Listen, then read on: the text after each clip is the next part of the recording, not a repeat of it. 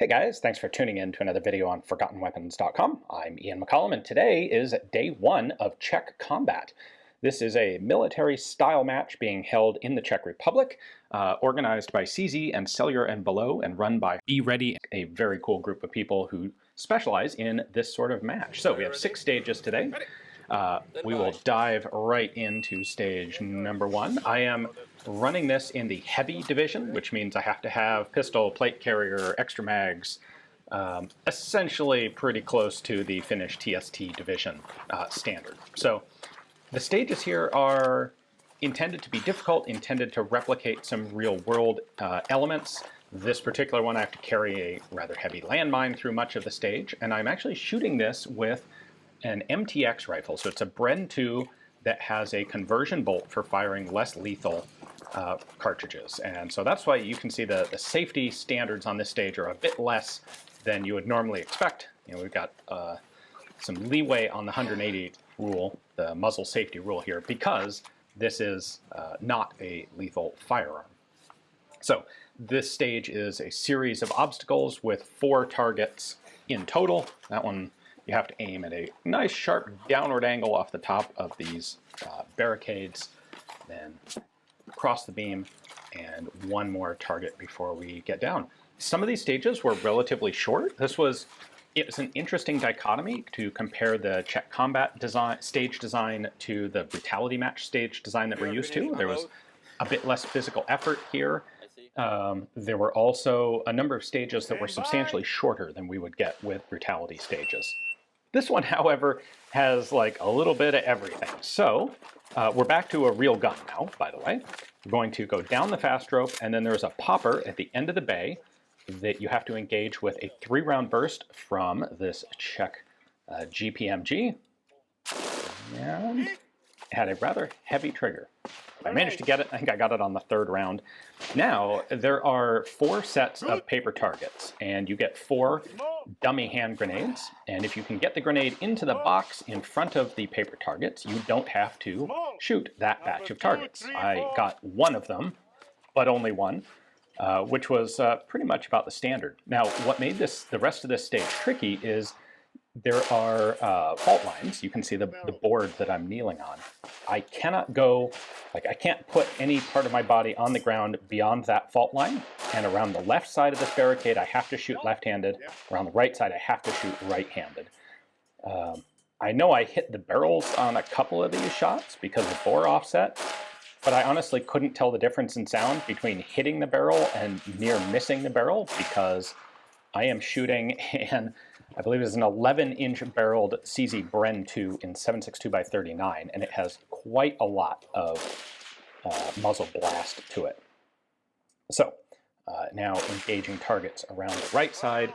A number of the stages, including this one, were designed so that you had to follow a number of tactical rules in engaging targets. So here, for example, you would be penalized if you were ever exposed to more than 1 target at a time. The idea being you have to engage the targets as you see them, but neutralize each target before you move any farther and come into another target's line of sight.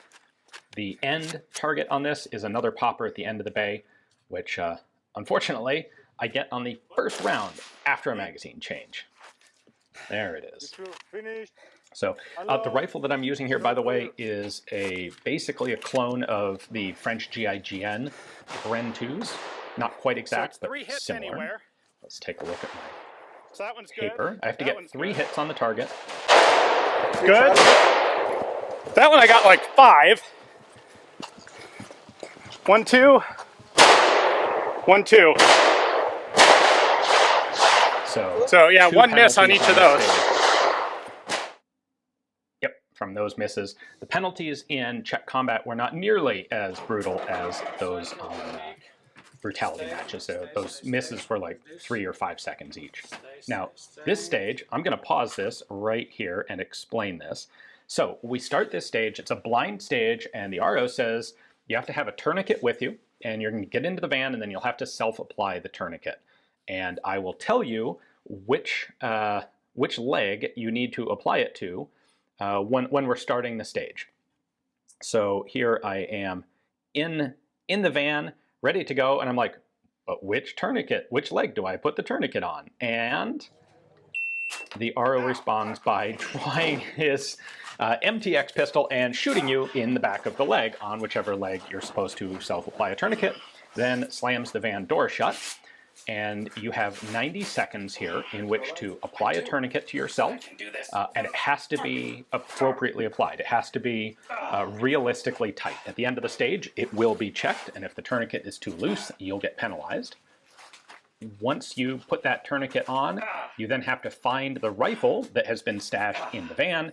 After 90 seconds, they're going to open the door, and it's a very short, simple target engagement. There are 2 targets and a hostage out the back door, and you have to engage the 2 targets.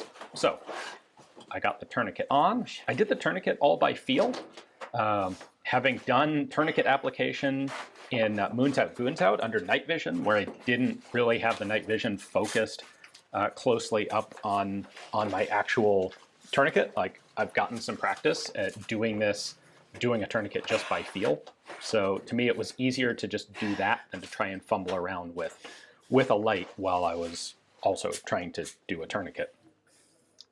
Also, I didn't feel like I had a very good sense of how much time had elapsed. So I ended up actually getting the tourniquet on pretty darn quickly, got the rifle, and then I'm sitting here waiting for the doors, wondering, is the tourniquet tight enough? Maybe I should tighten it. But wait, if I reach down to tighten it, they're going to open the door. Oh, right like that. So one shot and the other. This is, again, an MTX, less lethal, a marker round, this sort of thing you could use in force-on-force training. So safety rules are much simplified for this stage. So this was a short stage. It was essentially a fixed time stage. It was just a question of whether you hit the 2 targets, which were quite easy, but it was a really cool experience. Some asshole shot me and I did, in fact, survive. All right, moving on to stage number 4. This one starts with 2 shots on poppers with a precision rifle. This is, because of the way it's positioned, you have to shoot it right-handed, which was fine for most people, but a little bit trickier for me. So we're going to make these 2 shots. Then we're going to run downrange. And the first thing you have to do is go in to this building and get the secret documents. So this whole stage is sort of mocking up like you're in a forward operating base and it gets ambushed and the jerks in charge made you leave your rifle in the armory. So you don't have your rifle. This house here was really well done. It was very dark and completely full of smoke. It was a little hard to breathe in there. And there's a dead dummy inside. So the idea is you have to rescue the ambassador, but, well, the ambassador's dead. He's very clearly dead once you get in there and look.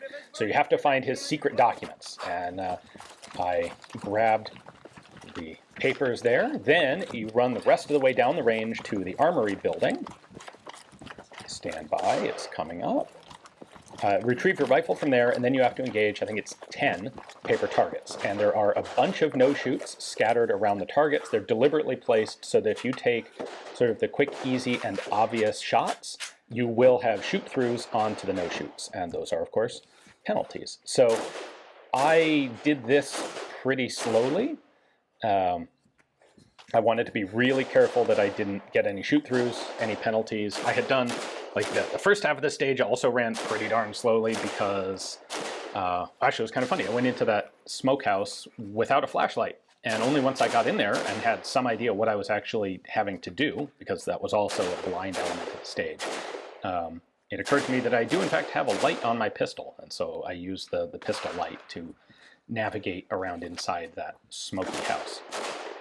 So here we go. Again, glacially slow here because I wanted to make sure that I got all the hits and no shoots. So there we go. There's the last of them. Now I have to hand over the secret documents. It's my grandmother's chili recipe. Yeah. So be careful with it. This is actually chili recipe, not the top secret. Yeah, let me pause this again here for a moment because what they didn't tell us, which I frankly should have known better going into this stage, but there were multiple sets of documents inside that very smoky, very difficult to see in house. And they showed us at the beginning what we were looking for, and it was a couple sheets of paper in a plastic sheet like this that were marked top secret.